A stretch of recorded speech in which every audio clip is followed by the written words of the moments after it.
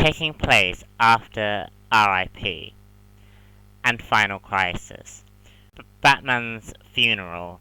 Guests arrived to pay their respects, including Selina Kyle, the Riddler, and the Joker. Selina Kyle is the first to tell her story about how she met Batman, telling how she became Catwoman and how the two of them fell in love.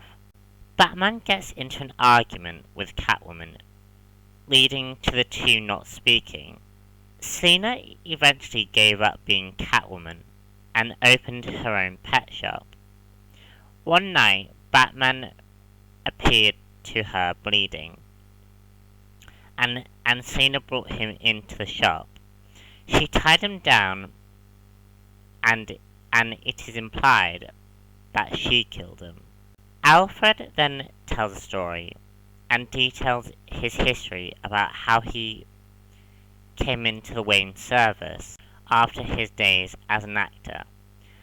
Alfred sees Bruce go from happiness to becoming the Batman. As the days of Batman drew on, Bruce Wayne began to pull away from him. Alfred, in order to prevent Bruce from pulling away, began hiring actors who became Batman's rogue gallery. Alfred even became the Joker. However, Bruce discovered this, and the two argue. Bruce turns on the costume, but is shot by the Riddler. As each person begins to tell their stories, Batman comments on how implausible the story is, until he realizes it doesn't matter, and steps through a doorway. There he meets Martha Wayne, Bruce's mother, revealing Batman has yet to pass on. Martha asks Batman what he has learned.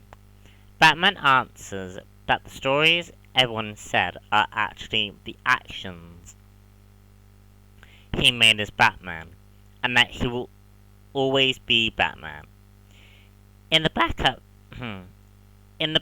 features, several small stories are told, adding to the character of Batman.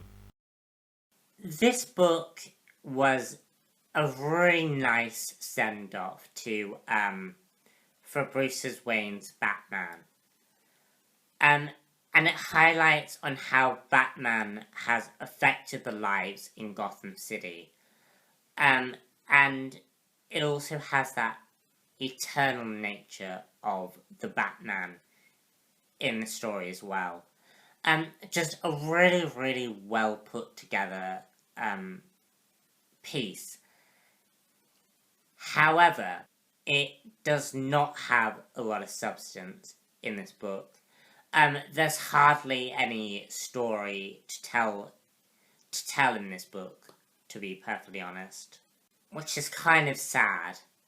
Basically, it's just 2 issues, and then the entire book is backup features, which basically were kind of pointless. The stories were not even relating to Batman at all, and they did nothing to the main idea of the story. But what this story does is it does highlight on several key characters that have been in Bruce's life, and I really, really liked that. Again, it's such a nice send-off for the character.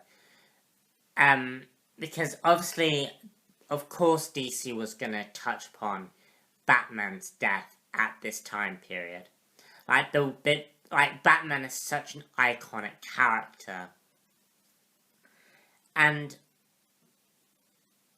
But I think you don't need whatever happened to the Cape Crusader to understand what is going on with Grant Morrison.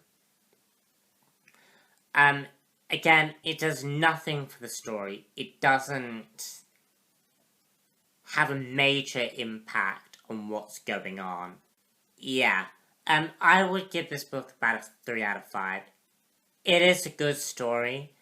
It's just, the book is kind of pointless. It does not...